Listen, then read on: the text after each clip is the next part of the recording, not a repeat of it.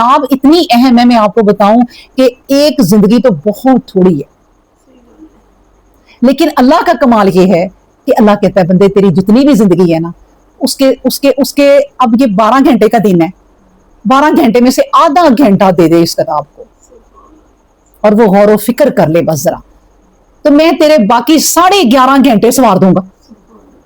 और क्या चाहिए? हाँ, ये कितना प्यारा सौदा है। बिल्कुल कोई बेवकूफी होगा जो ये सौदा ना करे, ये तजारत ना करे जिसमें फायदा ही फायदा, कि भाई आधा घंटा दे दो बस, बाकी तू देख। औरत जब तू नमाज पढ़ती है तो ध्यान से पढ़ती है और कहती है किस तरीके से पढ़ूं कि ये बातें दुनिया की मेरे ज़हन में ना आए, आती है। तो जब वो लड़ खप के नमाज पढ़ती है ना, शैतान से मुकाबला करके, तो वो नमाज पढ़ के जब उठती है ना, तो उसके अगले काम आसान किए होते हैं कि आ जाओ अब मैंने तुम्हारे काम आसान कर दिए, क्योंकि तूने इस नमाज का एक जो अल्लाह ने अभी कहा है कि नमाज कायम करते हैं, वो तुमने कोशिश की है करने की। वरना मैं आपको यकीन के साथ कह सकती हूँ कि कम से कम मेरी जिंदगी में मुझे लगता है कि एक सजदा भी ऐसा नहीं है कि जो अल्लाह बख्श दे और अल्लाह को कबूल हो। मुझे ऐसे लगता है कि वो एक सजदा भी नहीं किया वो वाला जो अल्लाह को पसंद आ जाए, वो सजदा ही नहीं हो सका जो खुशू खुजू वाला हो, जिसमें मुझे पता ही ना हो कि ये साथ वाले कमरे में क्या हो रहा है। वो एक भी सजदा नहीं अदा हुआ, लेकिन वो अल्लाह कहता है कि मैं माफ कर दूंगा, कोशिश में लगे रहो, कोशिश में लगे रहो। हाँ, एक बेहतरीन आपको हल बताऊंगी सजदा करने का, जिसमें खुशू खुजू पूरी क्वालिटी हो, अल्लाह पूरे पूरे नंबर दे दे। वो तरीका क्या है? वो तरीका यह है कि आपने किसी को कहा नमाज पढ़ने का और उसने आपके कहने से नमाज पढ़ी, अब उसने जिस तरह की पढ़ी है उसको उस तरह के नंबर हैं, लेकिन आपको अल्लाह ने वो वाले सजदे के नंबर दे दिए जो आज तक आपने खुद भी नहीं पढ़े। ये है वो तरीका कि आपके कहने से किसी ने नमाज पढ़ ली और फिर आदत डाल दी, वो जितनी नमाजें पढ़ेगा ना अब अल्लाह उसके असल वाले सजदे जो सही सजदे होने चाहिए वो वाला सवाब देगा। तो इसलिए ये जिंदगी जो है ना अल्लाह ने इसलिए दी है कि एक दूसरे को समझो समझाओ, इस कुरान के वास्ते, इस कुरान के ऊपर रहो। फिर कहा मूसा मैं तुम्हें बताता हूं कि ये जो मेरे से मतलब कि मूसा डरो मत, हमारे पास पैगंबर डरा नहीं करते। ये जो बात आखिरी की ना अल्लाह ने कि मैं जिनको चुनता हूं ना वो डरते नहीं है। आगे अल्लाह ने कहा क्यों नहीं डरते, आयतों पे आप गौर करें। अल्लाह ने कहा इल्ला मन ज़लामा, हाँ जिसने जुल्म किया, सुम्मा बदला, फिर बदल दिया, हुस्नन नेकी से, बादा सू इन, बाद बुराई के, फ़इन्नी गफूरुर रहीम, तो बेशक मैं उसके साथ गफूरुर रहीम। अब ये इतना मुश्किल सा जवाब अल्लाह ने क्यों दिया मूसा को? बात क्या हो रही है? हो रहा है ना ये कि इतना मुश्किल सा जवाब दिया है कि वो भाग रहे हैं और कहा कि ना भागो, ला तखफ, ना डरो, आ जाओ।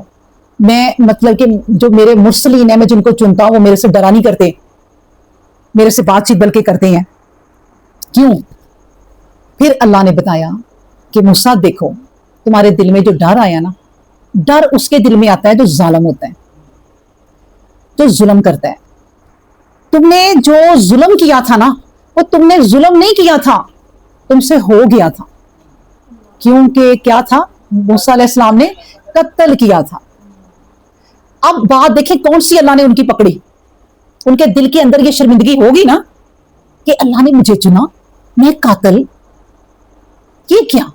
अल्लाह ने कहा देखो इल्ला मन ज़लामा, हाँ जिसने जुल्म किया, सिवाय उसके मेरे से वो नहीं डरता जो जुल्म करता है। लेकिन सुम्मा बदला हुस्नन, और जिसने फिर उस जुल्म को नेकी में बदल दिया, जुल्म भी किए नेकी में बदल दिया।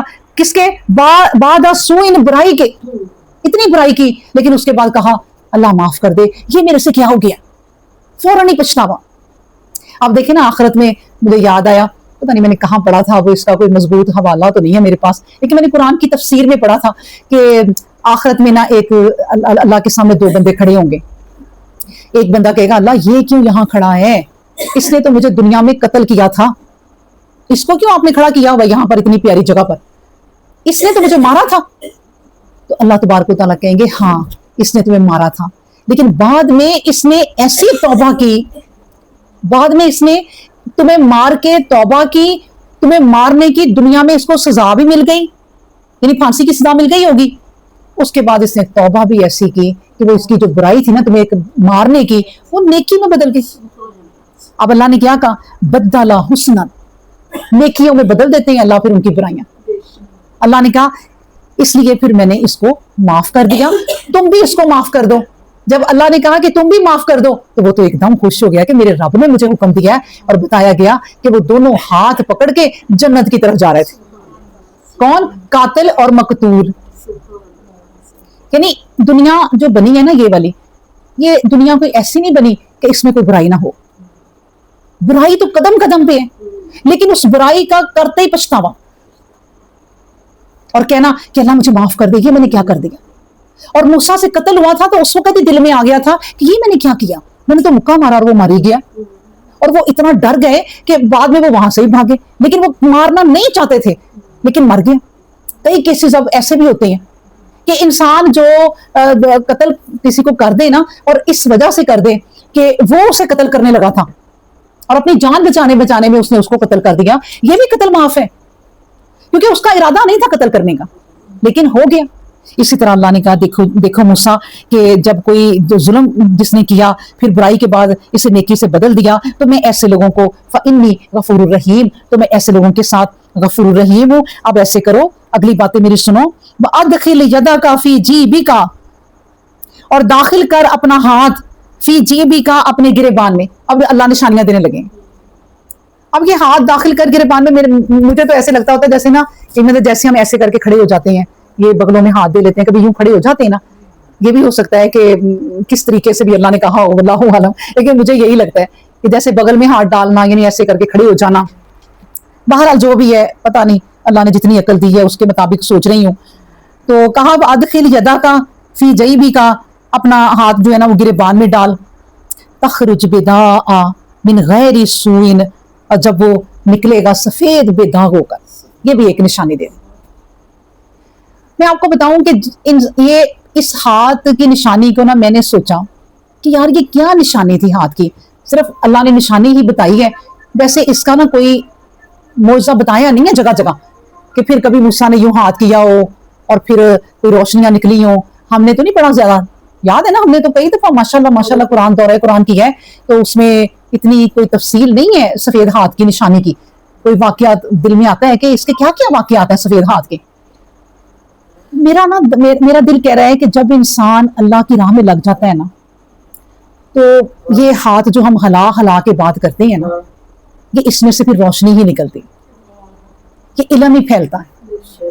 अल्लाह ने कहा मेरी राह में हाथ उठाओगे तो वो रोशनी ही निकलेगी, और वो रोशनी दूसरों तक जो पहुंचाओगे उसका सिला तुम्हें मिलेगा।